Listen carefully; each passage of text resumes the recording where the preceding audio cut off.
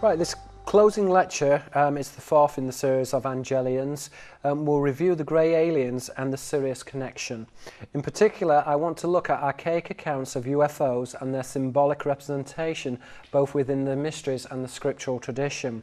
We will examine in detail the biblical prophet Ezekiel and the book of Enoch and their encounters with strange beings.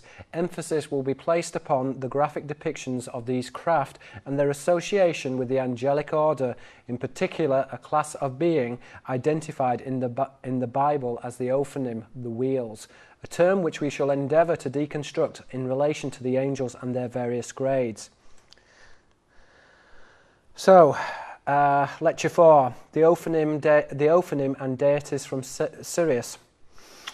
So what I want to do, I want to scrutinise a selection of biblical and apocryphal verses and argue that the term Ophanim, plural, the wheels, is used archaically to refer to a flying saucer or a disc equated in the Bible with an angelic ship.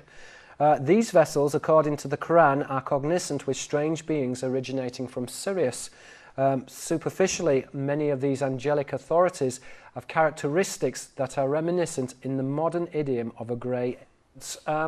What I want to try and argue today is that the Ophanim, the wheels, is another metaphor, is another representation of the UFO, the flying saucer, as we would term it in the modern parlance. Now, to begin this section, we're going to look at the Ophanim and their common affiliation with another category of angel, the Cherubim. Their connection is highlighted in the Bible with the visions of the 6th century prophet Ezekiel, and shares common similarities with a close encounter of the third kind.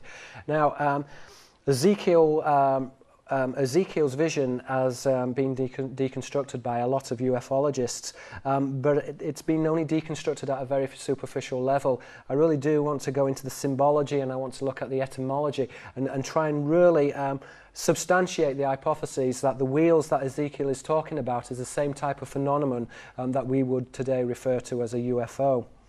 So to quote Ezekiel chapter 10, he writes, he said, "Then the glory of the Lord went up from the cherub and stood over the threshold of the house, and the house was filled with a cloud."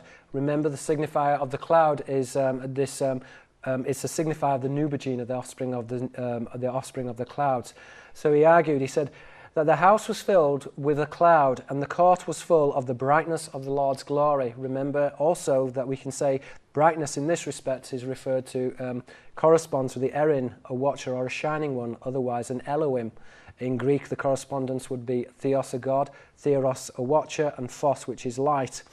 So the court was full of the brightness of the Lord's glory. And when I looked, behold, the four wheels. So the term wheels here is a reference to the Ophanim. By the cherubim, one wheel by one cherub, and the appearance of the wheels was as of the colour of beryl stone. So in other words, this phenomenon is very bright.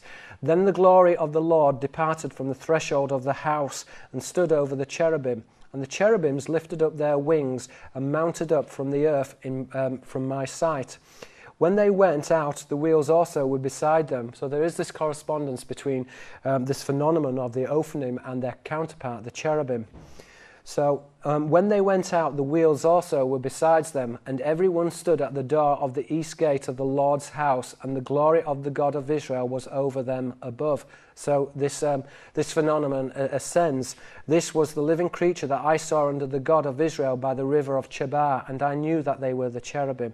So in other words, these entities or deities are personified or are represented as living creatures. Now, from Ezekiel's account, it is clear that the category of angel referred to as the cherubim is profoundly equated with the Ophanim, the circular ones. And as I said before, the two are often interrelated. Where the Ophanim appears, then typically we will have reference either to the seraphim or to the cherubim. And we can also see that both the cherubim and the Ophanim themselves have this ability to fly. Now, the subject of angelic levitation regarding the cherubim is elucidated in the Bible, to quote 2 Samuel chapter 22, verse 11. So the reference is, he rode, and he meaning God, he rode upon a cherub and did fly. He was seen with the winds of the wind. So we can see here that in this representation, we can see that the cloud that God is equated with the clouds. He's riding on a cloud. But in addition, there is this reference to the cherubim. As I said before, the cherubs are represented typically as small, which would mean that this is an Adamic lineage, this is a human lineage. Because it's not a Nephilim lineage, the term Nephilim means giant. It's translated into Greek as the Titan, and so therefore the Adamic or human lineage is typically represented as small. And we can see also that in this Renaissance drawing we have God, or this angelic being, which is holding a sphere. The sphere in this context is another signifier of the circular ones, the angelic Ophanim. Now, textual examination of related word fields suggests that the word cherubim is polymorphic and is used to describe both an angelic warrior and the method of transportation, which is correlated with a ship, boat or a wheel, and is similar in many ways to the term angelic host. As we saw within the passage of Samuel, God rides upon a cherub. So the term cherubim is used as a double signifier, one to refer to the angelic host, which are viewed as crew members of naval vessels, but in the context of the cherubim, they are armed, they are represented with the sword, and the other usage of the word is to refer to a type of craft or a type of locomotion which is associated with the deities. Now, the usage of the word cherubim in several instances is akin to its modern counterpart, a marine, a body of troops employed also as an adjective relating to shipping or naval matters. So we see our words themselves can be polymorphic and can be employed for multiple meanings. So the cherubim in this respect is very much like a marine. It's either a body of troops or can relate to shipping or naval matters. Now, in the angelic hierarchy, the cherubim are the sacred order of angels below the seraphim. So as we said before, the seraphim are identified with the burning ones, the shining ones, otherwise the dragons, the seraphs. But they are also an entity which is correlated with Sapan, a sailor. As I said before, Safina, which is correlated with Safina, a boat. Now the seraphim themselves, the etymology seraphim has this connotation of seeing or of a watcher, as found in the etymology shaf, which is the Arabic verb to see. In Greek, this would be theos, God, and theoros. The audience to look at the slide here. Here we've got an angelic chariot, and the chariot itself has this shell-like motif. The shell in Hebrew, clip off a shell, also refers to a fallen angel or a type of demon. In Greek symbology, the shell typically represents Venus, Phosphorus, which is Venus, the goddess Aphrodite's. And so, therefore, the shell is a signifier of the shining ones, which would be rendered as the Erin, or the watchers, or the shining ones, otherwise Elohim, a type of serpent deity. Now, here we can see that there is a wordplay in Hebrew. So, for example, we can see that the etymology cherubim, which is a cherubim, is related to kerev, which is a sword. So typically, as we saw in the previous slide, the cherubim are represented with the sword motif. Now, if we reverse the word, we get rekov, which is a chariot. So therefore, the cherubim themselves are recorded or associated with angelic chariots, as we see within this slide. Again, the horse in this context would be used as a signifier of a dragon. Thus, sus, a horse, the Hebrew word for a horse, colloquial Arabic refers to a worm, and the term worm has this connotation of the jinn, Old Semitic jen, serpent or worm. Now, the correspondence with the cherubim and the children are found within the Semitic wordplay. So, for example, cherubim is a wordplay on kerabia, which is literally translated as like a child. And the term child or a cherub is represented as small. Now, this smallness is as opposed to the giants, who are the Nephilim, the sons of the gods, who are human angelic. So the connotation is of a human or an Adamic bloodline, which is identified with the cherubim, otherwise the cherubim. As we can see also, we see that the chariot on the slide has this round circular wheel. So it's drawing an inference on the tradition of the Ophanim. But the chariot itself has this allusion to the sea, as I said, with the seashell. So this, again, it has the connotation of the angelic mariner, one who originates from the sea, who esoterically originates from heaven. So if we look at the veiled term, the Hebrew word cherubim, in English cherubim, is a name that is translated approximately as the ones who are armed and appears in the modern Hebrew transliteration kerev, a sword. Therefore we see that the cherubim carries a sword. Much like the host, the cherub signifies an angelic warrior and nearly always appears in religious texts with the Ophanim, the circular ones, or those belonging to the wheels. It's an analogy that displays affinity with the modern UFO. So in other words, we can see that the Ophanim themselves quite clearly, that there is superficially, that their representation is very similar to a UFO. Now the connection with the angelic vehicles is once again demonstrated in the Semitic trope cherubim. Inverted, the Hebrew noun cherub is an anagram of Rekav, a chariot. So we can see why the terminology cherubim in this instance is identified with the Lord of the host, because if we invert the word, we get the word chariot. So the connotation is of this angelic vessel. Now, the term chariot is employed in King David's poem to describe the transportation of the Lord of the host, Yahweh Sabaoth. He's the Lord of the host, or the crew of a naval vessel. Now, furthermore, it is interesting that in some of the earlier codices, the cherubs are not pictured as flying, but are actually referred to as darting in the sky. So we can see again that there is this correspondence with the UFOs in the modern idiom, which are said to hover or which are said to dart and move about very quickly. Now, the prophet Enoch, he writes in chapter 7, verse 18, 19 and 25. So this is what he has to say about the Ophanim. He said, "And I looked, and I saw therein a lofty throne. Its appearance was as of crystal." Now, as I said before, the throne is typically combined with the chariot. Thus, we get terminologies such as a throne chariot in the Semitic, which has this correspondence with a naval vessel. Now, its appearance was as crystal, and the wheels, the term Ophanim in the original Semitic, thereof as the shining sun. So there's a reference here to the shining ones, the seraphim, which are identified with the solar motif. Typically, the solar motif is conjoined with the serpent symbol. And there was the vision of the cherubim, and from underneath the throne came streams of flaming fire, so that I could not look thereon. And one of the holy ones, the Kedoshim, came to me, and he made me rise up and approach the door, and I bowed my face downwards. So here we're seeing the descriptions of the Ophanim, and they are represented as shining, they are circular in appearance, and they are certainly equated with angelic vessels. Now, in the passage just quoted, the flaming wheels of the Ophanim are compared to the lofty throne of God, which is crystalline in structure and is a reference to the Elohim. So in other words, the throne is seen as shining, it is crystalline, and this is an esoteric signifier of the Elohim, the shining ones. The term Elohim is translated literally as the ones who are lofty, but is closely equated with Erin, a watcher or a shining one. Now, Enoch, in the preceding text, verse 10 onwards, describes the strange contraption as large as a house, and he writes, a large house which was built of crystals, and with the walls of the house were like a tessellated floor made of crystals, and its groundworks was of crystals. A flaming fire surrounded the walls, and its portals blazed with fire, and I quaked and trembled, and I fell upon my face. So we're seeing this representation of the Ophanim, but in this context it's described as being the size of a house.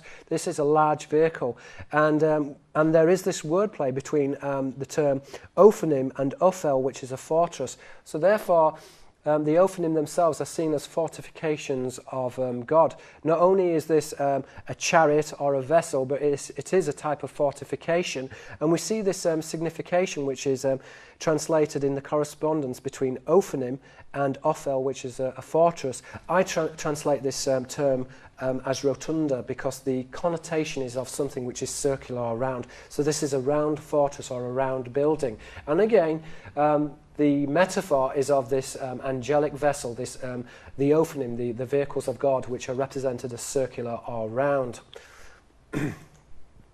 Now, the implication from Enoch's description is that the vehicle in question is relatively large and is awe-inspiring, and it's as big as a house, a massive building in fact. Its construction both segmented and circular.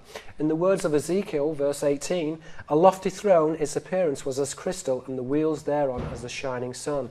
So The Ophanim in this respect is identified with the Erin and the Shining Ones, the Watchers. Now, in the Dead Sea Scrolls, in the book of the Songs of the Holocaust of the Sabbath, the throne of God is actually referred to as the throne chariot and is equated with a celestial locomotion. We can see this idea, which is conveyed in this early depiction by the artist Fran Angelica, the thrones of God, which has this connotation, as I said, of the Ophanim, are depicted as hovering in the sky. Now, so the cherub's chariot, in particular the wheel of the chariot, also provides a suitable metaphor of the Ophanim, the circular ones, which is typically classified as a type of angel, but in view of the evidence presented is more likely to be interpreted as a type of circular vehicle, one which is controlled remotely by the angel or cherub, to quote the prophet Ezekiel, chapter 1, verse 16, 18 and 19. So he wrote... and their appearance and their work was as if it were a wheel in the middle of a wheel. This is the Ophanim. As for their rings, they were so high that they were dreadful, and their rings were full of eyes. Remember, the term dragon is related to the etymology drakos and eye. In the Arabic, the seraphim is correlated with shaft to see. Greek, theos, God, theoros, a watcher, therion, a beast. So the eyes here is a signifier of the dragon. So the rings were full of eyes, and around about them 4 cherubs. And when the living creatures went, the wheels went by them. And when the living creatures were lifted up from the earth, the wheels also lifted up. So here we're seeing this reference to the idea that the wheels themselves are these heavenly vessels which can float or which can fly in the sky. And we're seeing this depiction clearly within this etching of the Ophanim, because the chariot of God here is represented as wheeled, which is the signifier of the Ophanim. Now, in Ezekiel's vision, the term employed generically to describe the strange phenomenon is Ophan, and is used as a primary root to specify a wheel or to revolve. So I want to closely look at the Ophanim's etymology and see if we can discern what this phenomenon means and how it relates to the UFO phenomenon.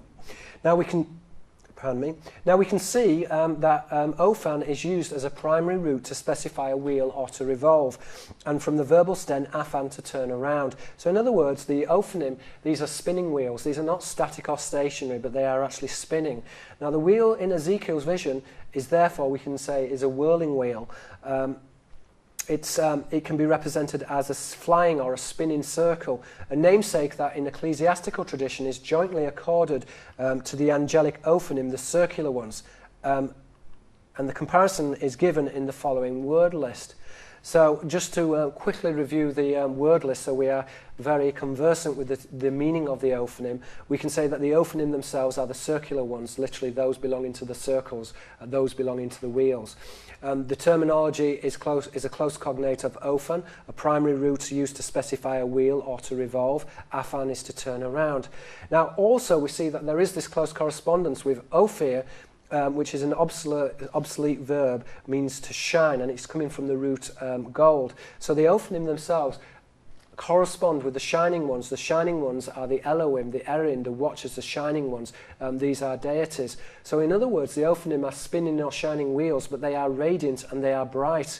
And the term brightness is the signifier used to represent the seraph or the Watchers. Now, linguistically, the phraseology Ophanim, which for the sake of purpose can be translated loosely in the plural form as a revolving disc, that's in a very loose sense. In a more literal sense, a wheel or a circle, specifies an angelic ship. Literally, the circular ones are those who belong to the wheels. Now, the reference in the book of Enoch to the wheels looking like the sun suggests a theoretical connection between the Ophanim and the place named Ophir, a region in the east that mined gold, and according to the theologian James Strong, is an obsolete root denoting gold or the verb to shine. So we can see that there is this correspondence between Ophir, which is gold, literally to shine, and the Ophanim ones. They are the radiant or the shining ones, but the connotation is of a shining wheel. So, critical analysis of Ezekiel's text suggests that there are some interesting observations with regards to angelic manifestation that warrant comment. In the instance outlined, the angelic Ophanim, the circular ones, are interchangeable with the noun Apha, viper. So we see this correspondence or this wordplay between the idea of a shining one, which can be represented as a wheel, and this correspondence with Apha, which is a viper. In the context outlined, this would be the seraphim, and seraph, which is a shining or radiant serpent from seraph, fire. Which is implicit of a seraph and is suggestive of a watching dragon or a deity. The terminology is interchangeable. Now, the word analogy in Hebrew between a circle denotive of an angelic ship and a serpent appears in its recent translation, a flying saucer. So there is this wordplay also within English between saucer and sauros, which is a lizard. And are each attenuations on the symbol of the dragon, thematic of an angel or a sailor. And we can see, if we look at the slide, here we can see that the reference here is to a gold one or a shining one. Now this angelic being carries a sword, so the reference here is of the cherubim. So we're seeing that there are mixed signifiers between the Elohim, the shining ones, but the shining one here is carrying a red shield. The shield itself refers to the Ophanim, the circular ones, but the red shield refers to the Adamic bloodline. The Semitic word Adam means red. So this is combining both the human and the angelic lineage represented as shining or serpent-like. Now, if we look at the word list, we see that there's a relationship between seraphim, seraph, a radiant serpent, and Safina, a ship or a boat. The correspondence in English would be saurus, a lizard, and a flying saucer. Now, in the Semitic, we also see other references to serpents as well. So, for example, Rekeb, a chariot, is a play on Keb, which is a serpent, and Kabi, which is an emissary or a messenger. So therefore, Rekeb, a chariot, Keb, a serpent, Kabi is an emissary or a messenger. In Greek, this would be translated as angelos, an angel. But the origins of the Kabi originate from Al-Kalb, the dog star. So we see that there is this esoteric signifier between Rekeb, a chariot, and between Al-Kalb, the dog star. But this correspondence also infers an etymological correspondence with the serpent as found in saurus, a lizard, and a flying saucer in English. If we look here at the classical motifs, and classical frescoes, the symbology often is cross-referenced both within the Arabic and Semitic traditions of the angels, but also within the Hellenistic depictions of an angelic being. So, for example, we see here that we have a soldier and we have this correspondence with Hopalon, a shield, and on the shield there is Remus and Romulus. Now, Remus and Romulus were the progenitors of Rome, and they are being suckled by the she-wolf. The wolf is a signifier of the dog star. So there is this correspondence between the ship or the vessel, Pleon, a vessel, Hopalon, a shield, Opalite, a soldier, and the winged ones or the flaming ones, which are typically identified with the seraph, which we can see here is stretched across the round circle, which would identify this angel with the Ophanim, the circular ones, and its corresponding wordplay, Apha, a viper. As I said before, this then would infer the seraphim or the watchers or the dragons, which are personifications of a deity, Theos, a god, Theros, a watcher, or dragon, which is from the verb dirk, which is to see, Drakos, an eye. So the name Ophanim, it literally means the circular ones, or those who belong to the wheels, and is a description that both in the Bible and apocryphal literature is usually bracketed with the materialization of the angelic host, and their related order, the seraphim and the cherubim, types of angelic beings. In addition, the instrument referred to as the Ophanim, the circular ones, also appear in apocryphal literature in conjunction with descriptions of angelic chariots, vehicles that are used to transfer the angelic host. As I said before, the chariot itself, the symbology of the chariot, corresponds with the angelic ship.